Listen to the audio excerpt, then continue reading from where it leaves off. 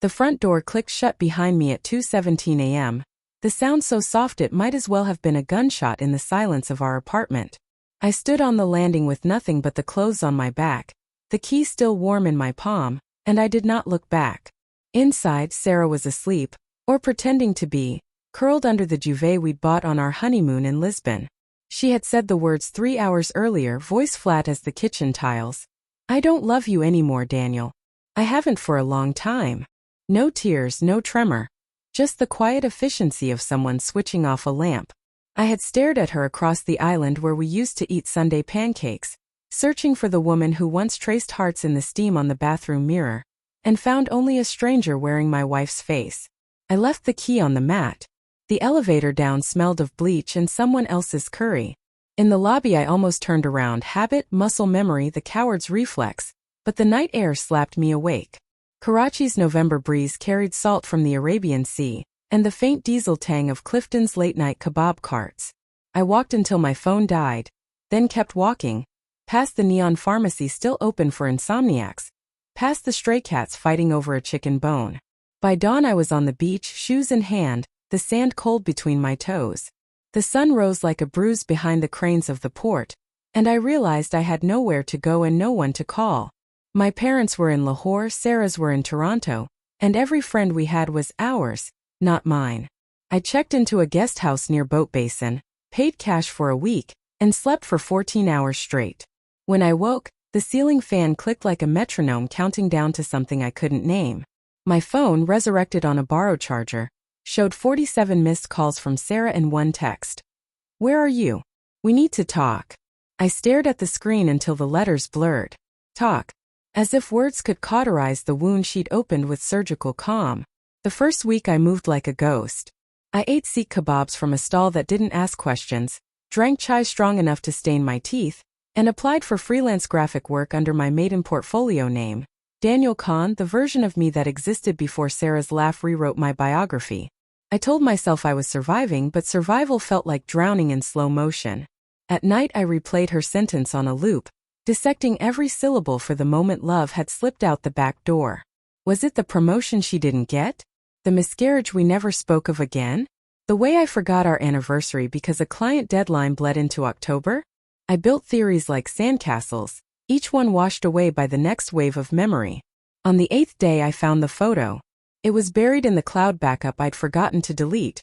Sarah at a rooftop party in Dubai, arms around a man whose face I recognized from her office Christmas party 2 years ago. Same easy grin, same expensive watch. The timestamp was 3 months old. My stomach lurched so hard I tasted bile. I zoomed in until the pixels fractured. Her head on his shoulder, his thumb brushing the bare skin above her waistband. The caption she'd never posted. Finally breathing again. I sat on the guesthouse bed with the phone in my lap until the screen went black, reflecting a man I barely recognized. Eyes sunken, beard patchy, the hollows under his cheekbones sharp enough to cut. I did not call her. Instead I shaved, bought a second-hand motorcycle with the emergency cash I'd hidden in a book about stoicism, and rode north along the coast. The wind scoured my skin raw. In Gwadar I fixed fishing nets for a week, hands bleeding, learning Pashto curses from men who didn't care about my broken heart. In Hunza I sketched portraits of apricot farmers for rupees and stories. Every mile I put between us felt like cauterizing a vein, painful, necessary, irreversible. I posted nothing on social media for a month. Then, on a whim, I uploaded a photo from the Karakoram highway, me on the bike, Kundrab Pass behind me, the sky so blue it hurt. Caption: learning how wide the world is. No hashtags, no check-ins. Just proof I was still breathing. The likes trickled in, old college friends, a cousin in Melbourne. Then Sarah's account appeared in the notifications. A silent spectator. She never liked the post, but the viewer count climbed. I felt her eyes the way you feel rain before it falls. I kept posting. A charcoal sketch of a Bulti shepherd. A video of me diving into Adabad Lake, the water so cold my heart stuttered. Each image was a brick in a new wall. I wasn't performing happiness. I was excavating it, one stubborn shovelful at a time. Back in Karachi after 3 months, I rented a studio above a tailor's shop in Dha Phase 6. The tailor, Uncle Raymond, taught me to hem my own jeans and never asked why I flinched at wedding invitations.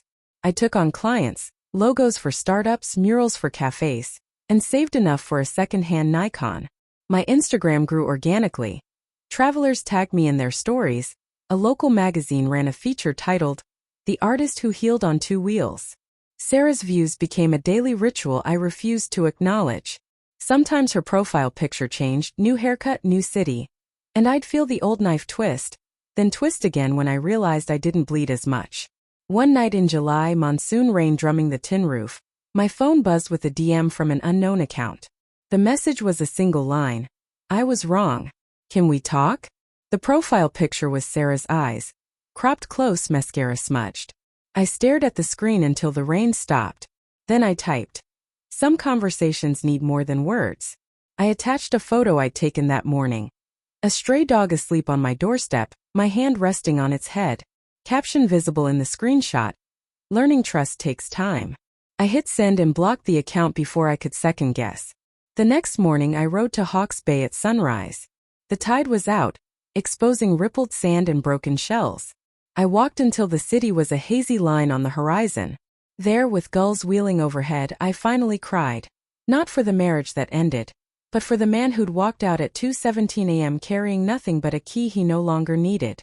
When the tears dried, I opened my camera and framed the horizon. Endless water, endless sky. A single set of footprints leading forward. I posted it without a caption. Within minutes, the viewer count spiked. I didn't need to check who was watching. I already knew. Sarah's last message came through a mutual friend months later, forwarded with apologies. "Tell him I see everything now. Tell him I'm proud and sorry and that I check his stories every day like a prayer." I read it on the rooftop of my new apartment, city lights flickering below like a million possible futures. I did not reply. Instead, I opened my sketchbook to a fresh page and drew the skyline from memory. Every minaret, every billboard, every crane still reaching for tomorrow. At the bottom I wrote in small, steady letters, "Chapter 2 begins where Chapter 1 learned to let go." The motorcycle hummed beneath me as I rode home through streets slick with rain. Behind me, the city kept moving, indifferent and alive. Ahead, the road curved into darkness lit only by my headlight. I did not look back. For the first time in a year, the silence felt like music.